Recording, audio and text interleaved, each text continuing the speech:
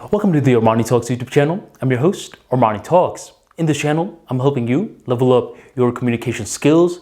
And on this episode, we're entering the world of social skills to talk about how to disagree with someone without making enemies in the process. A couple of years back, I was starting an internship at this aerospace company. And on my first day sitting in the cube, I felt low-key like a fraud. I felt as though for the next couple of weeks in the internship, I was going to get exposed as not knowing what I should be doing. I felt as though eventually the jig was going to be up. But luckily for me, the guy that was sitting right next to me was this tiny little Asian man, roughly around 5'2", with a very thick accent. And he would always correct you if you were not saying his name correctly. It's not Hua, it's Wa. Wa was one of the best things to happen to me in that internship because he was a veteran in the company, he was extremely well educated, and he went out of his way to help me. He helped me learn how to use the tools, he helped me learn how to be a professional, and he helped me learn my way in this internship. Needless to say, Wa and I eventually became friends. Well, a couple of feet away from our cube were where all the big offices were. And each of the offices were occupied by the managers. One of the managers, his name was Philip. Philip was one of these individuals that was hot and cold, extremely bipolar. One day, he was the jokester on the floor. And the other day, he was extremely mean and people were extremely scared of him.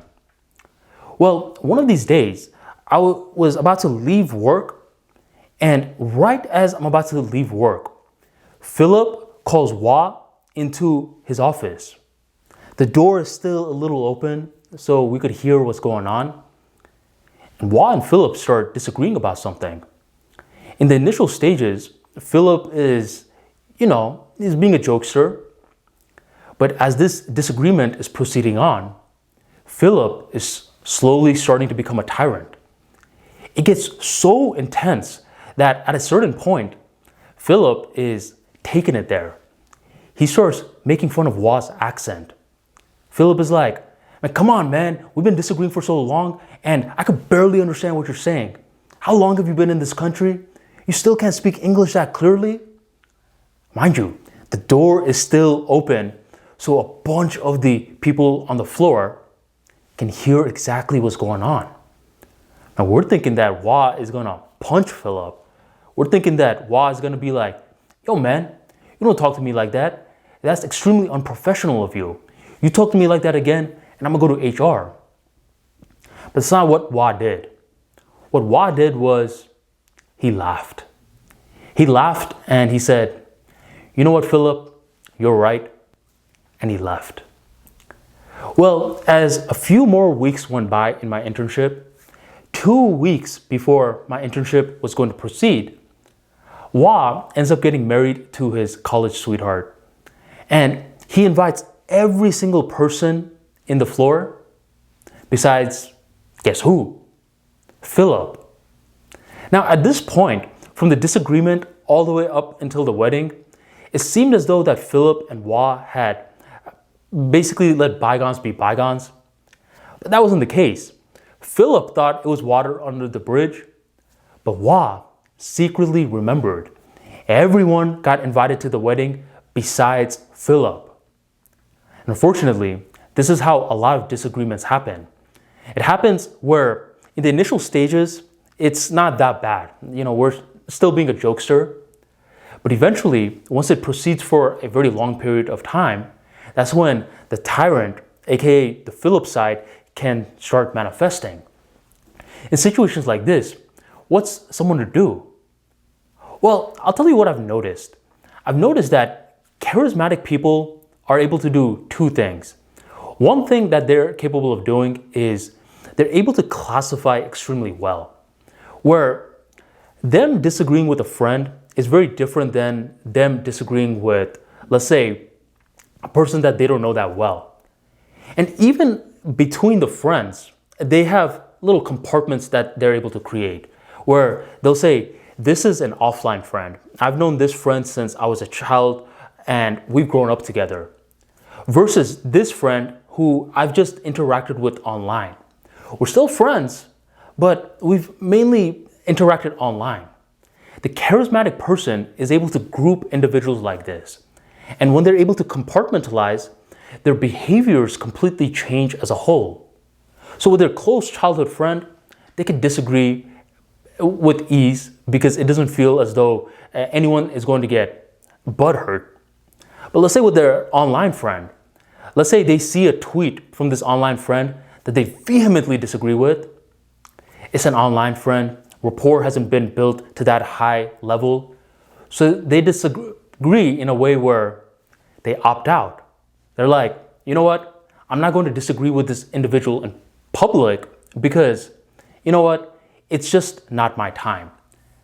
Overall, these charismatic people are very capable of grouping different individuals in different groups.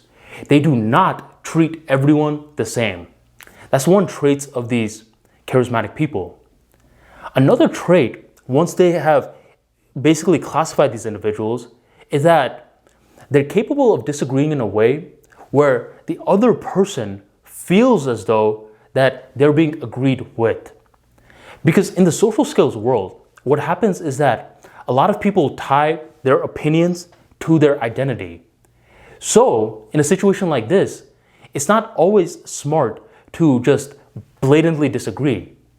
In situations like this, these charismatic people subtly disagree. Subtly disagree how? They ask questions. They ask questions in a strategic way where the other individual who is making illogical points is capable of filling in their own inconsistencies through answering the questions that the charismatic person is asking. So how do you disagree without making an enemy? It really comes down to first knowing who you are talking to. If it's a friend, then obviously there's some rapport there. But let's say it's an individual who is highly tied with their opinions. Rather than just blatantly saying, you're wrong and here's why, it may be more strategic to ask them questions. Rather than enforcing our opinion on this individual, it's more so strategic to gently bring them into our perspectives. Overall, the main thing to always get into the habit of understanding is that we want to disengage the opinion from the individual. And that's something that Philip failed to do that day.